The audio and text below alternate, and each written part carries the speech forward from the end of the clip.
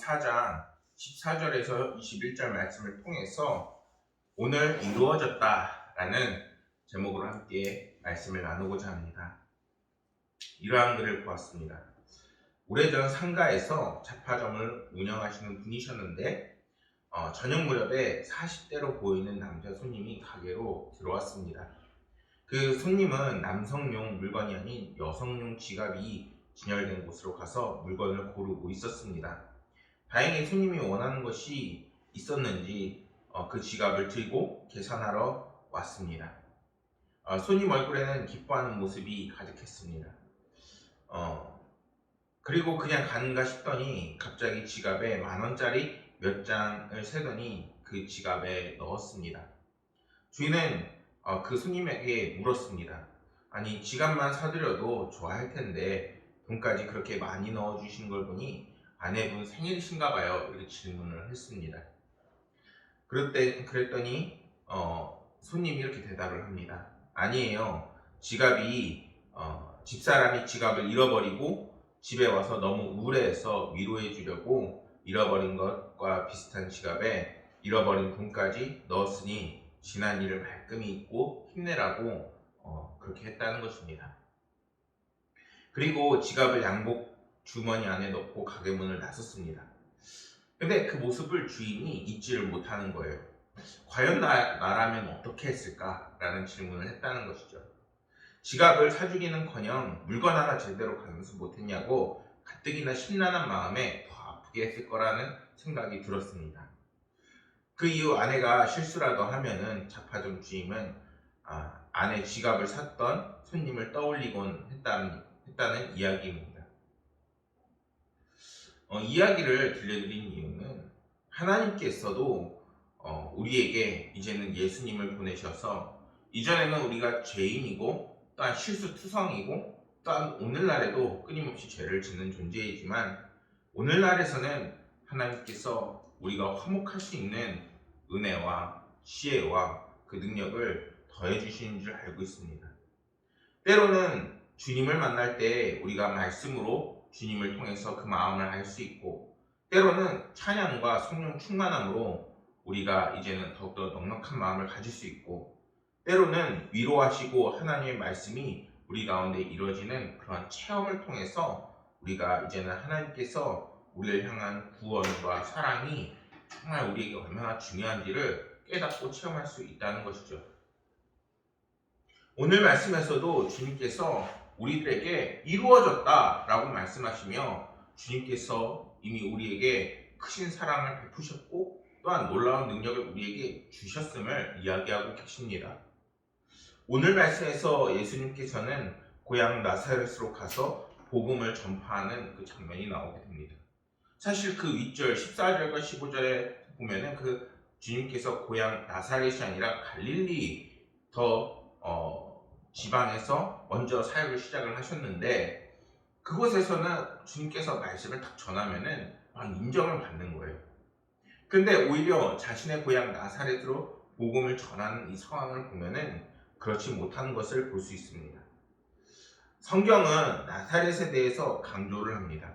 어떻게 강조를 하느냐?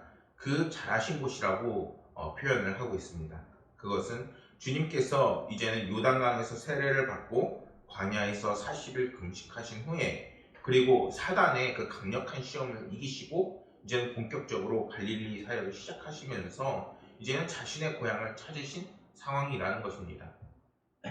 물론 예수님께서 갈릴리 사역을 나사렛에서부터 시작한 것이라고 생각할 수는 없을 것입니다.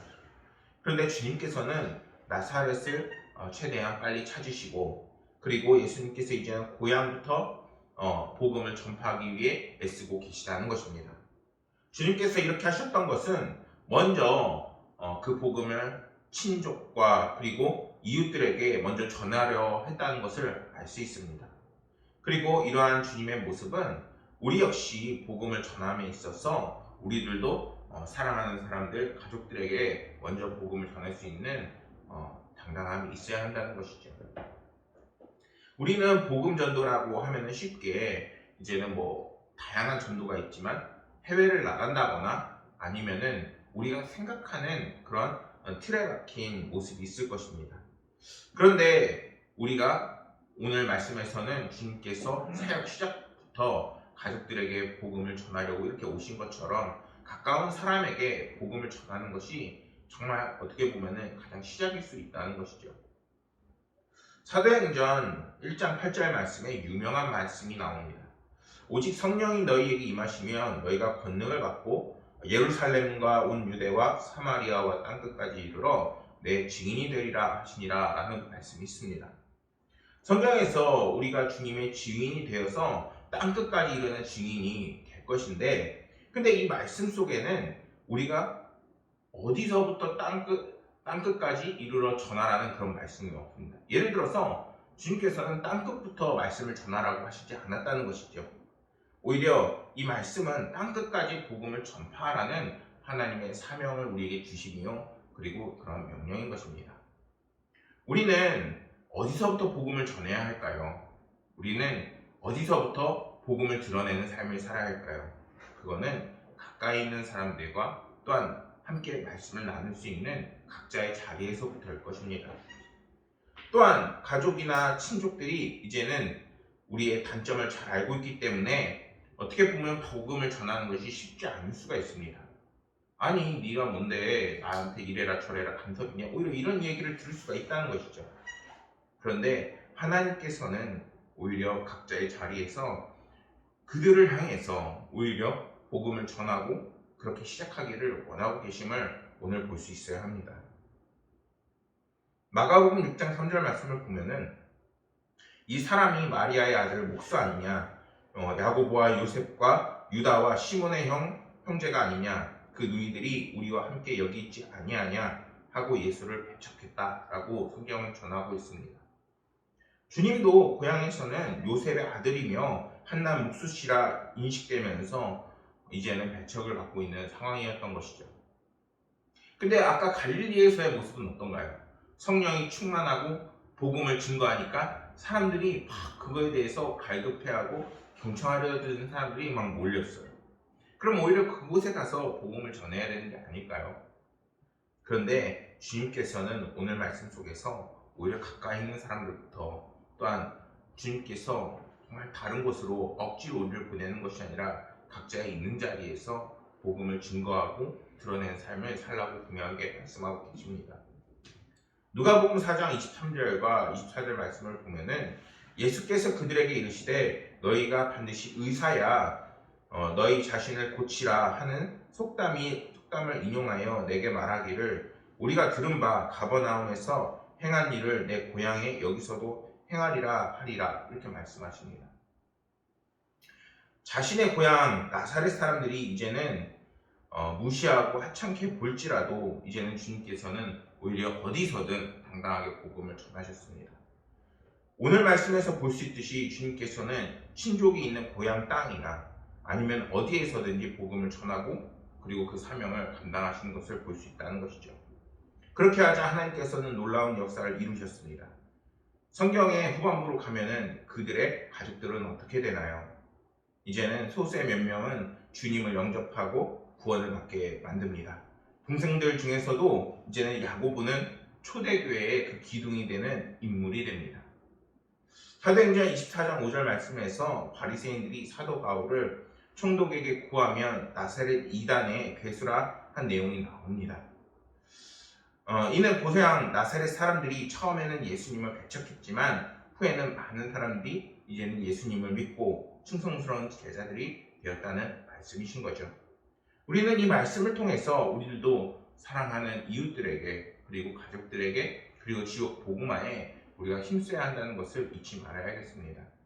오늘날 정말 코로나 바이러스로 힘들고 어렵지만 우리의 사명은 복음을 증거하고 이제는 복음을 우리 안에만 가둬두는 것이 아니라 계속해서 그 복음을 갖고 살아나간다는 것입니다. 여러분들은 지금 복음을 갖고 살아나가고 계신지요? 사실 오늘날 오늘 예배를 드리기 전에도 오미크론 확진자의 그 수 그리고 코로나 확진자 수를 보면서 제가 처음 든 생각이 뭐냐면은 오늘도 교회에 성도들이 많이 안 가겠구나, 그 생각부터 했어요. 사실 어떻게 보면은 자연스럽고 당연한 것일 수 있는데 오히려 그렇게 되면은 온라인 예배가 뭔가 더 예배를 드렸다, 아니면 어려움 속에서도 그리스도인들이 뭔가 빛을 발하고 있다, 이러한 것을 사실 좀 기대를 하고 그런 뉴스들이 나오기를 소망했습니다. 근데 사실 실질적으로 그런 선한 영향력을 끼치는 것은 오늘 잘 못 보고 있는 것입니다. 왜 그럴까요?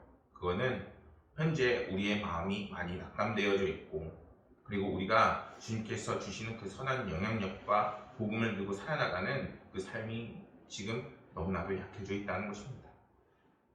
왜 주님께서 우리에게 이렇게 복음을 전하는 그 모습을 보여주셨나요? 이제는 복음을 전하는 것이 우리의 사명이기도 하지만, 우리가 복음을 들고 살아나갈 때에 이제는 주님께서 주시는 강력한 능력과, 그리고 이 세상에 감당 못하게 하는 우리 그리스도인의 삶이 되어지기 때문인 것입니다.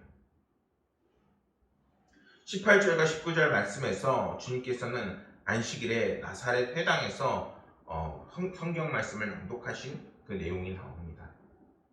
이사야 61장 1절과 2절 말씀을 인용하셨는데, 주의 그 말씀을 보면은 주 여호와의 영이 내게 내리셨으니 이는 여호와께서 내게 기름을 부으사 가난한 자에게 아름다운 소식을 전하게 하려 하심이라. 나를 보내사 마음이 상한 자를 고치며 포로된 자에게 자유를, 갇힌 자에게 노임을 선포하고, 여호와의 은혜의 해와 우리 하나님의 보복의 날을 선포하여 모든 슬픈 자를 위로하되, 이렇게 말씀을 전합니다.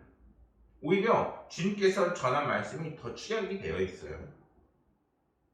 이 말씀은 메시아가 와서 이제는 우리를 죄와 불행으로부터, 그 고통에서부터 해방시키는 아름다운 그 소식을 전하고 있는 장면입니다. 주님은 자신이 이 땅에서 행해야 할 아름답고 은혜로운 그 기쁨의 소식을 우리에게 말씀하시고 선포하고 계신 것입니다. 내가 왔다. 너희들을 나를 통하여서 이제는 기쁨을 볼 것이고, 회복을 볼 것이고, 치유를 받을 것이고, 이제 나를 통하여서 너희들이 희망과 소망을 갖는 삶이 될 것이다. 언제까지? 이제는 주님을 만나고 주님과 함께하는 그 날까지. 주님께서는 자신이 그리스도라고 선포하시는데 단도직입적으로 그리스도라고 말씀하시는 것이 아니라, 첫째는 구약에 약속된 사람이 바로 나이며 하나님께서 보내신 능력의 주가 바로 나라고 당당하게 선포하고 계신 것입니다. 이 말씀은 메시아가 와서 이제는 우리들에게 정말 은혜의 해를 선포하고 계신 것입니다. 이것을 비교해보면 누가복음 3장 7절에 보면은 이렇게 말씀합니다. 요한이 세례를 받으러 나오며 무리에게 이르되, 독사의 자식들아, 누가 너희에게 일러 장차올 진노를 피하라 하더냐.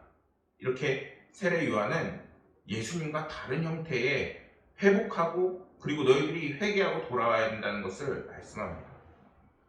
이게 예수님과 선지자들의 차이예요. 그러나 복음의 시대를 막 여신 예수님께서는 오늘날에 우리에게 사랑과 은혜를 선포하셨습니다. 주님은 죄인들을 고치시면서도 우리에게 이렇게 말씀합니다.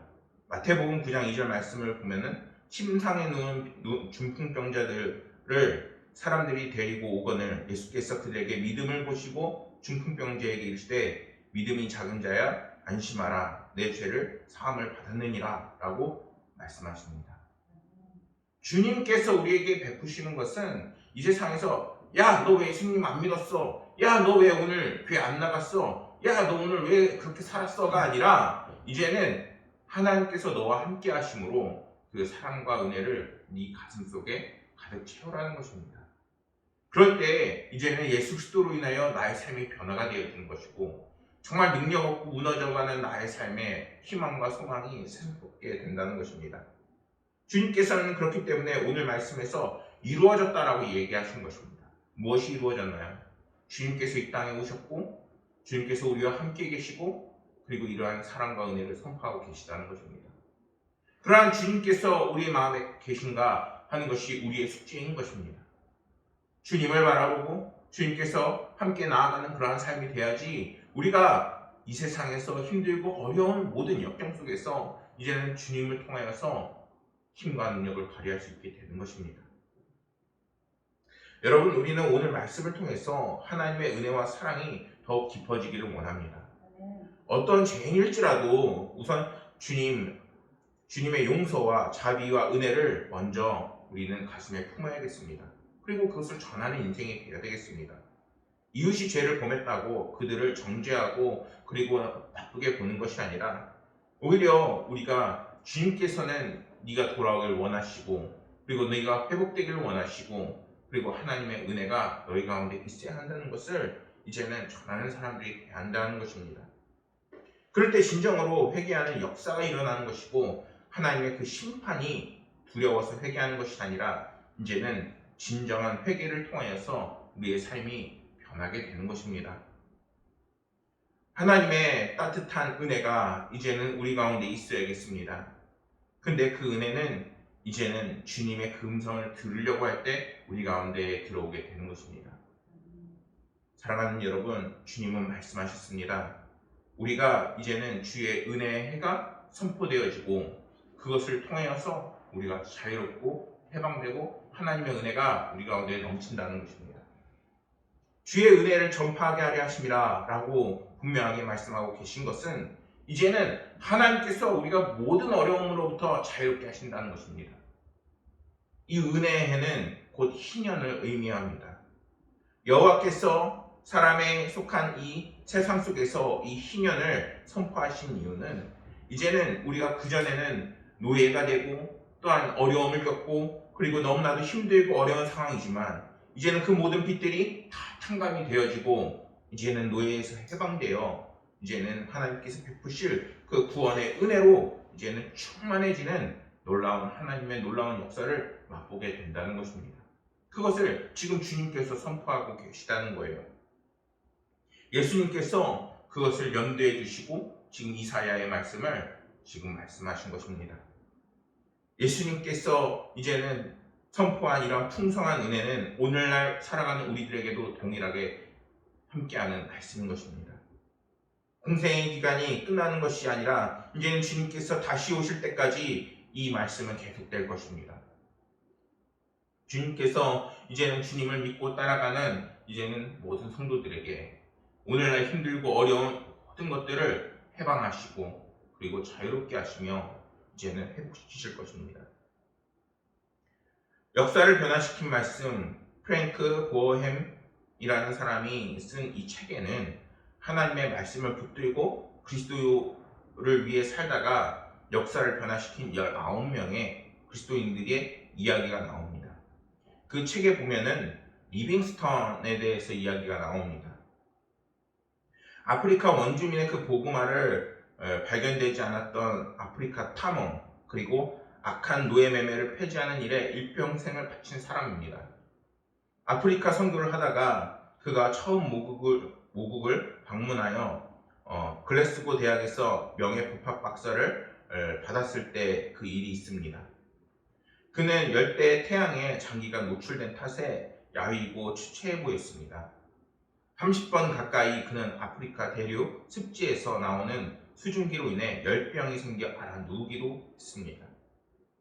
그의 몸에선 이런 심한 질병들의 그 흔적이 남아 있었습니다. 사자에게 물어뜯긴 그의 왼쪽 팔은 힘없이 매달려 있었고 그리고 그는 연설하면서 너무나도 힘들고 어려운 모습처럼 보였습니다. 근데 그는 오히려 이렇게 이야기합니다. 나는 아무런 주저함 없이 기쁘게 돌아갈 것입니다. 그 땅은 사랑하는 아내가 죽은 땅입니다. 아내가 죽을 때 바오 밤나무 밑에 묵고 얼마나 슬퍼했던지 내 인생에서 처음 죽고 싶은 마음이 들었다는 그런 고백이 있습니다. 그런데도 그곳에 가서 힘 다할 때까지 주를 위해 살다가 무릎 꿇고 천국에 갔습니다. 그는 말했습니다. 언어도 이해하지 못하고 나에 대해 무슨 생각을 가지고 있는지 전혀 알 수 없고 이따금씩 지극히 적대적인 사람들 속에서 지내온 여러 해를 이제는 마치 유배 생활하듯 살았다는 것입니다. 이 가운데 자신을 붙들어준 유일한 힘이 되어주신 것은 무엇인가? 그것은 바로 볼지어다 세상 끝날까지 너희와 함께 있으리라 하신 성경의 말씀이었다는 것입니다. 여러분, 주님께서 오늘날에도 이 말씀을 우리에게 선포하고 계십니다. 그렇기 때문에 주님은 분명하게 우리에게 응하였으니 라고 말씀하시는 것입니다. 이에 예수께서 그들에게 말씀하시되 이 글이 너희 귀에 응하였으니, 주님께서 왜 응하였다고 표현하시는 것일까요? 이 말씀은 바로 내가 이 예언서에 기록된 메시아다. 그리고 그 언약이 이제는 이루어졌다. 단순히 성경에서 이루어진 것이 아니라 여러분들 삶 속에서 이루어진다는 것입니다. 주님은 은혜의 해를 선포하고 계십니다. 사랑하는 여러분, 이제는 성경의 말씀이 살아서 우리 삶 가운데 역사하고 계십니다. 이 말씀을 믿을 때 이제는 아브라함이 누리던 복, 야곱이 누리던 복, 솔로몬이 누리던 복, 그리고 하나님께서 복에 복을 더하시는 그 복들이 우리 가운데에 살아 숨쉬게 되는 것입니다. 어떤 어려움을 가지고 계신가요? 이제는 그 모든 어려움을 주님께 맡기셔야 합니다. 그럴 때 주님께서는 선포하셨습니다. 모든 것이 이루어졌다. 그 말씀을 믿으시고 이제는 더욱더 주님을 의지하심으로 하나님께서 주시는 충만한 은혜를 누리시는 성도님들이 되시기를 소망합니다. 이제는 하나님께서 말씀하셨던 그 말씀을 붙드는 여러분들이 되시기를 소망합니다. 사도 바울은 이야기했습니다. 하나님의 약속은 예수 그리스도 안에 예가 되기 때문에 그로 인해 우리가 아멘할 때에 하나님께 영광을 돌리게 된다. 무슨 말씀이십니까? 우리에게 증거가 되는 것이 이제는 눈에 보이고 뭔가 돈이 되고 이런 것이 아니라 예수 그리스도의 그 이름으로 이제는 그 증거가 된다는 것입니다. 이제는 그러한 확고한 믿음으로 예수 그리스도를 증거 삼아 모든 상황 속에서 하나님이 주시는 은혜와 소망으로 충만하는 여러분들이 되시기를 소망하겠습니다. 기도하겠습니다. 주님, 오늘 주님께서 이루어졌다라고 말씀하시는 것을 들었습니다. 아버지 하나님께서 예수님께서 오셔서 그 사랑을 확증하셨고 또한 그 사랑의 은혜가 지금도 함께 하심으로 우리 가운데의 모든 힘들고 어려운 고난과 또한 주님의 그 도우심이 분명히 이루어짐을 선포하심을 들었습니다. 그것을 향한 우리의 믿음이 늘 단단하게 붙잡혀 있게 하시고 세상 풍파에 흔들리지 않게 하여 주옵소서. 아버지 하나님께서 저희들의 삶을 책임지시고 인도하시고 함께 하실 것을 믿으며 모든 말씀 우리 구주 예수 그리스도 이름으로 기도드렸습니다.